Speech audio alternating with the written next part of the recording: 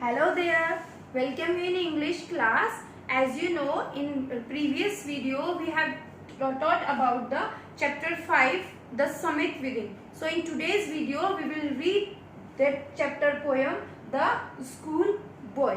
जैसा कि आप जानते हैं पिछली वीडियो के अंदर हमने चैप्टर 5 पढ़ा था जिसका नाम था द समिट विद इन, और आज इस वीडियो के अंदर हम उसी की पोएम जिसका नाम है द स्कूल बॉय को पढ़ेंगे.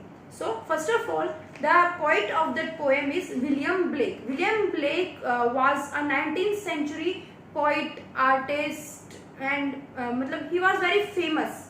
Okay, in 19th century. इस poem के जो poet हैं वो है William Blake, जो कि 19th century के बहुत ही famous, बहुत ही अच्छे एक artist, एक poet थे. So now let's start our poem. The name of the poem is, as you know, The School Boy. The school boy in the poem is not a happy child. School boy इसके अंदर जिसका represent किया गया इस बच्चे को वो एक unhappy boy है.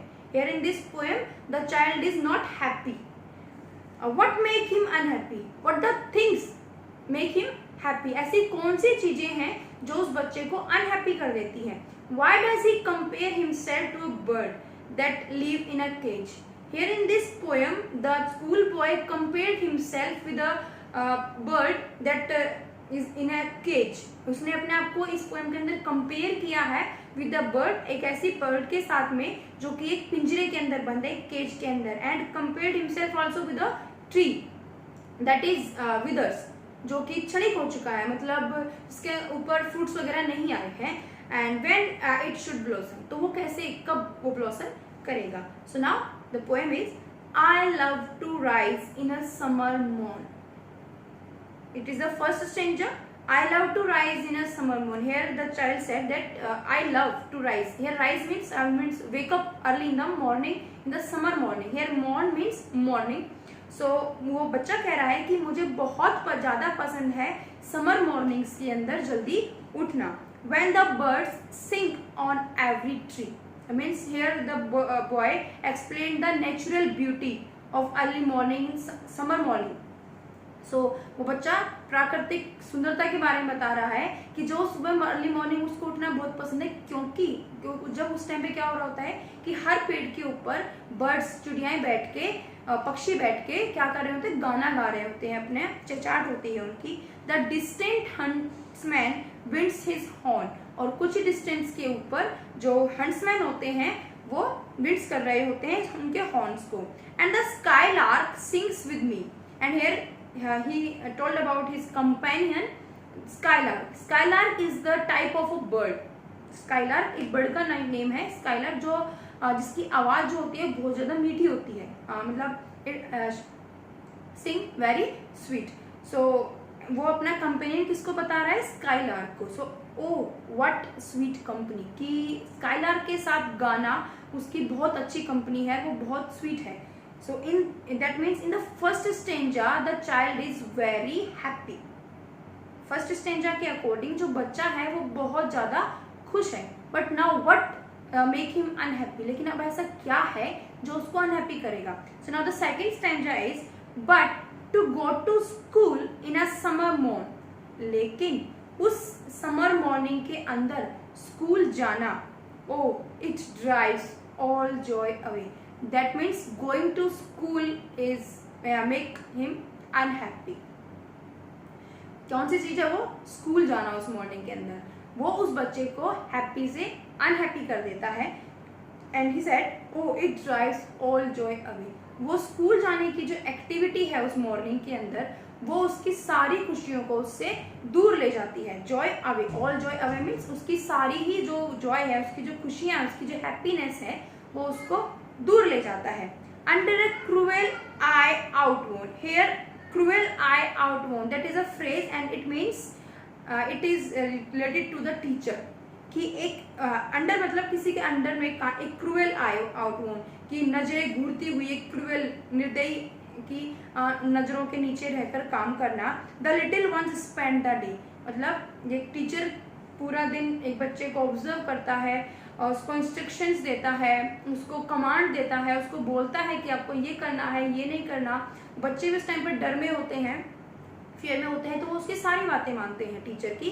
तो वो क्या कह रहा है कि उस क्रूएल आई आर्टवॉर्म के अंदर बैठकर पूरे दिन को वो उस लिटिल वन को स्पेंड करना पड़ता है इन शाइनिंग एंड डिसमे। और वो वहाँ पर शाइनिंग में घबराता है, एंजाइटी, डर होता है उसके अंदर, और वो पूरा दिन उसको ऐसे ही स्पेंड करता है। Now the third stanza, then at times I dropping sit and spend many an anxious hour, nor in my book can I take delight, nor sit in learning's bar, worn through with the dreary shore। और फिर उस घंटों वहाँ पर बैठे रहना उस cruel आई warm के अंदर, मीन्स उस डर के साथ में घंटों उसके साथ बैठे रहना, तो टीचर पढ़ा रही है, बुक को पढ़ा रही है, तो वो क्या कह रहा है कि मेरा उस बुक के अंदर भी ध्यान नहीं लगता, कि मुझे उस बुक को पढ़ना, क्योंकि वो अपना फ्रीडम चाहता है, वो उसको फ्रीडम नहीं मिल रही, तो उसको उस बुक को जो टीचर पढ़ा रहा है उसको पढ़ने में भी उसको अच्छा नहीं लगता। And nor sit in learning bower, और उस here bower means leafy shelter, कि एक छायानुमा शेल्टर के अंदर बैठना भी उसको अच्छा नहीं लगता। मतलब ना तो उसको बुक पढ़ना पसंद है और ना उस शेल्टर के अंदर बैठ के चीजें सीखना अच्छा लग रहा है।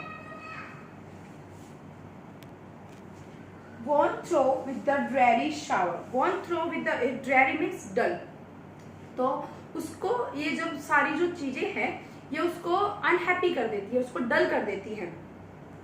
How can the bird that is, here is the fourth stanza, how can the bird that is born for joy, एक कैसे एक जो चिड़िया जो खुशी के लिए पैदा हुई है, मतलब फ्रीडम के लिए पैदा हुई है, sit in a cage and sing, कि वो कैसे एक पिंजरे के अंदर बंद होकर गाना गा सकती है।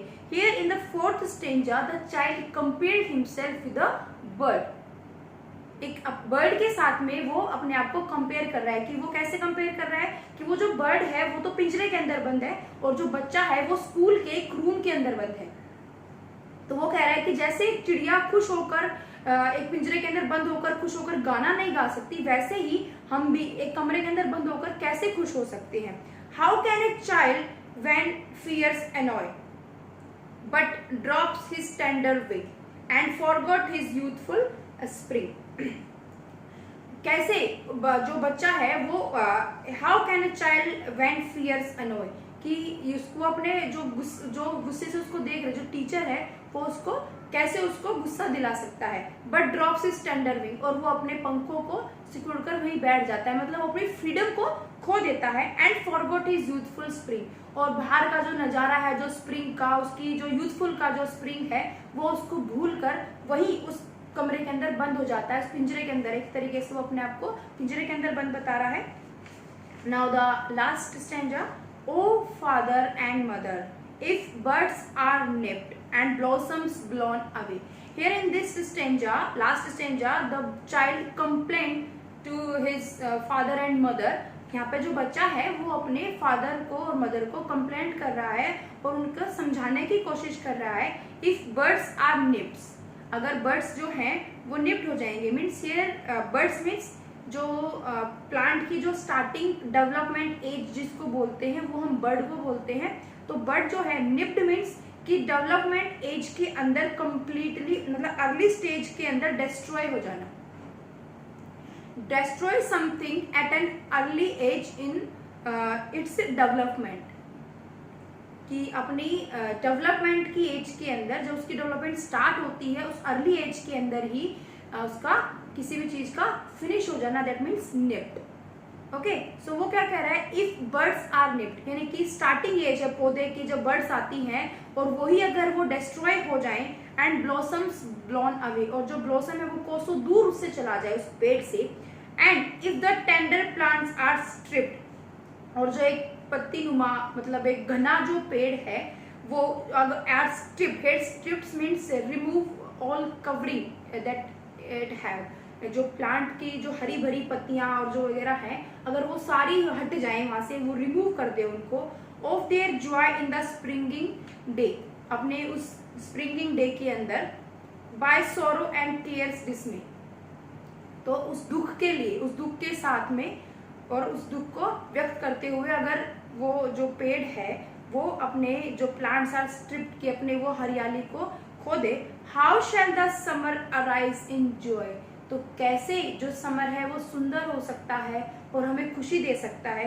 और द समर फ्रूट्स अपीयर, और अगर वो बर्ड्स निप्ड हो जाएंगे, स्टार्टिंग एज में ही डिस्ट्रॉय हो जाएंगे, तो और अगर वो ब्लॉसम ही नहीं करेंगे, मतलब फूल वगैरह भी नहीं आएंगे, तो कैसे, जब बर्ड्स नहीं रहेंगे, ब्लॉसम नहीं होगा, फूल्स नहीं होंगे प्लांट के अंदर, तो आप फ्रूट कैसे सोच सकते हो कि आपको फ्रूट मिलेगा उस पेड़ से। तो यहाँ in that last stanza the birds compared himself with a plant that is withers, कि एक ऐसा पेड़ जो दुखी होकर जिसकी स्टार्टिंग एज में ही उसकी जो बर्ड्स हैं वो डिस्ट्रॉय हो जाती हैं, जो ब्लॉसम है वो दूर चला जाता है, तो वो कैसे आप एक्सपेक्ट कर सकते हो कि वो आपको आगे चल के फ्रूट देगा।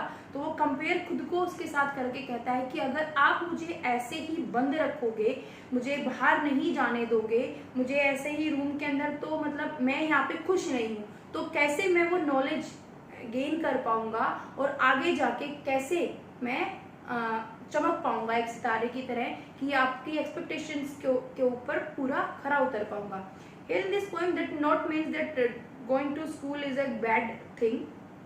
यहाँ पे पोइट का ये कहने का मतलब नहीं है कि स्कूल जाना और वहाँ पे टाइम स्पेंड करना एक बहुत बुरी चीज है, कि ये जो स्कूल जाने की जो चीज है ये बच्चे के चाइल्डहुड को खराब कर देती है, ऐसा बच्चा मान रहा है, ठीक है। लेकिन स्कूल जाने से एक आप अच्छी हैबिट सीखते हो, लेकिन अगर बच्चा उसको एज अ बर्डन लेता है तो ये गलत है। अगर बच्चा उसको बर्डन लेके चलेगा तो उसके माइंड के अंदर उस चीज का स्ट्रेस रहेगा और उसके अंदर जो जॉयनेस, जो इनोसेंस, जो उसके इमोशंस हैं वो उसको खुल के जी नहीं पाएगा। ओके सो और दूसरी चीज है पेरेंट्स की, कि जो पेरेंट्स होते हैं वो बर्डन डाल देते हैं अपने ड्रीम्स का, अपने इमेजिनेशंस का, कि मुझे मेरा बच्चा डॉक्टर बनाना है, मुझे मेरे बच्चे को इंजीनियर बनाना है। तो ये जो बर्डन है ये उस बच्चे की चाइल्डहुड को बिल्कुल फिनिश कर देता है। वो हमेशा एक बर्डन के अंदर रहता है और वो अपने चाइल्डहुड को एंजॉय नहीं कर पाता, इसलिए उसको फील होता है कि उसकी फ्रीडम छिन गई है और वो मतलब एक पिंजरे के अंदर एक पक्षी की तरह बिल्कुल बंद है, और मतलब ना वो अच्छे से सिंग गा सकता है, ना मतलब वो उसकी जो हैप्पीनेस है वो बिल्कुल फिनिश हो चुकी है। So it is the poem of your book, The School Boy. Now I am going to tell you the answers of your chapters poems questions working with the poem on the page number 84. Now the first question is, find 3 or 4 words phrases in stanza first that reflect the child's happiness and joy. आपको क्या करना है इसके अंदर, first stanza से आपको 3 या 4 या तो वर्ड्स बताने हैं या आपको फ्रेज को अंडरलाइन करना है कि जो रिफ्लेक्ट करे कि उस फर्स्ट स्टेंजा से ही पता चल रहा था कि जो बच्चा था वो खुश था। So now turn the page, open page number 83, underline the phrase and words. First is I love to rise, underline it, I love to rise. And the second one is at the last, sweet company, at the last of the first stanza, sweet company, underline it also. And here song of Skylar, 3 things is I love to rise, song of Skylar and sweet company. So these 3 things reflect that the boy was happy in the first stanza. Now the question number 2, in stanza 2 the mood changes. Which words phrases reflect the changed mood? Second stanza के अंदर बच्चे का mood change हो जाता है, वो happy से unhappy हो जाता है। तो सेकेंड स्टेंजा से आपको वो वर्ड्स या फ्रेजेस अंडरलाइन करके बताने हैं कि जिससे रिफ्लेक्ट हो कि बच्चे का मूड जो है चेंज हो चुका है। So now turn again the page number 83, second stanza, underline the second line, drives all joy away, सारी खुशियों को दूर ले जाना। Now the third line, cruel eye outworn, and third line, now in the fifth line, shining and dismay, shining and dismay. So these 3 lines or phrases reflect that the boy's mood changed. Now the question number 3, a cruel eye outworm in second stanza refers to. Here is the 3 options you have, so tick the correct one. So first option is the classroom which is shabby or noisy. जिस classroom के अंदर वो बैठा है वो बहुत ज्यादा मतलब बहुत ज़्यादा नॉइजी है। Second one is the lessons which are difficult and uninteresting. वो जो चैप्टर पढ़ रहा है वो बहुत ज़्यादा बोरिंग है, अनइंटरेस्टिंग है, डिफिकल्ट है। Third one is the dull uninspiring life at school with lots of work and no play. So यहाँ पे एक्रूलाइट मॉम का मतलब क्या है कि एक टीचर के अंडर में काम कर रहा है वो एक बर्डन के साथ में। So the third one is correct, the dull uninspiring life at school, कि एक अनइंस्पायरिंग, एक डल जो लाइफ है स्कूल की, विद लॉट्स ऑफ वर्क, बहुत सारे काम के साथ में, एंड नो प्ले, और जहाँ कोई भी खेलने कूदने की चीजें नहीं है। सो the third one is correct. Now the question number fourth, not sit in learning's bar, won't throw with the ready sharp. Which of the following is a close paraphrase of the lines above? So आपको इसके अंदर बताना है कि जो आपकी lines थी, not sit in learning's bar, won't throw with the dreary sharp, इनको रिफ्लेक्ट इनको एक्सप्लेन करती हुई थ्री आपको ऑप्शंस मिले हैं। कौन सी ऐसी ऑप्शन है जो इनको एक्चुअली में उसको मेंशन कर रही है, मतलब उसको सही तरीके से उसका मीनिंग रिफ्लेक्ट कर रही है। First option is nor can I sit in a roofless classroom when it is raining, कि ना ही मैं क्लासरूम में बैठा हूँ in a roofless classroom, कि जिसके मतलब छत नहीं है, and when it is raining, कि जब बारिश हो रही हो। Second one is nor can I learn anything at school, the teacher go on lecturing and explaining, ना ही मैं कुछ भी पढ़ रहा हूँ स्कूल में जबकि जो टीचर है वो लेक्चर दे रही है, सामने खड़े होकर समझा रही है, बता रही है और एक्सप्लेन कर रही है। Third option is nor can I sit in the school garden for fear of getting wait in the rain, और ना ही मैं स्कूल के गार्डन में बैठा हूँ उस डर से कि मैं कहीं बारिश में भीग ना जाऊं। सो तो your correct answer is second one. So second option is the correct answer, nor can I learn anything at school though teachers go on lecturing and explaining. So it is the question answers of your poem The School Boy. So now here are the answers of question number first and second as I have explained it earlier. So I am going here your answers. First answer is words phrase that reflect the child's happiness and joy are. First stanza के अंदर से आपको वो phrases और words को लिखना था। So the words are love to rise, song of skylark, sweet company. So in this way you can write your answer first. Now the answer number second, here in the second question the question is write the words और phrases that reflect the changed mood. So here the answer is words phrases that reflect the changed mood are, first one is drives all joy away, second one is cruel eye outworn, and the third one is shining and dismay. So in this way you can write the second one also. ये इस तरीके से आपको first answer को लिखना है और इस तरीके से आपको सेकेंड आंसर को लिखना है। So this is your first and second answer. Now the third answer is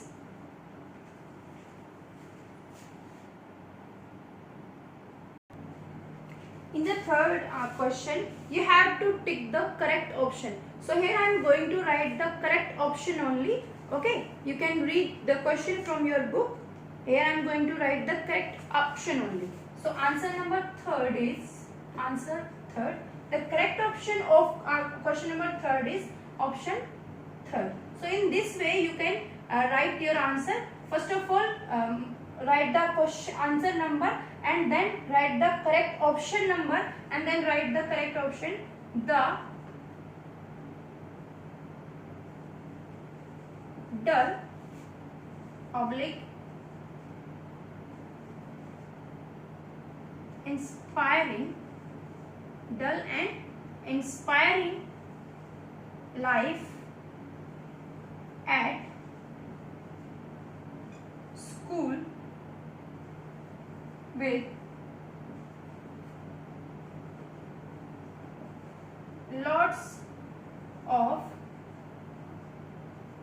work and no play.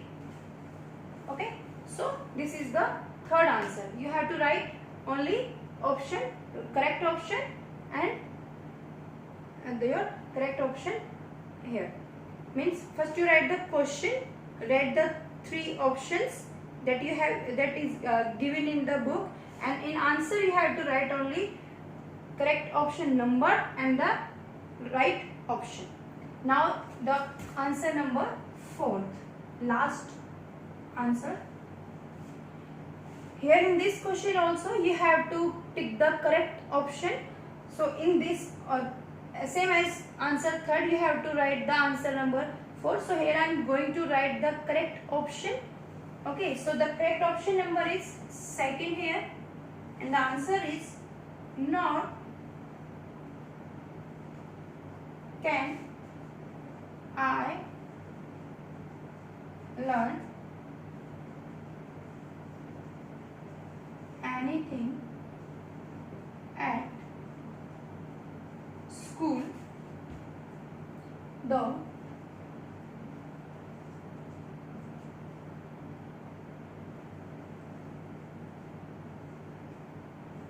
teachers go on lecturing and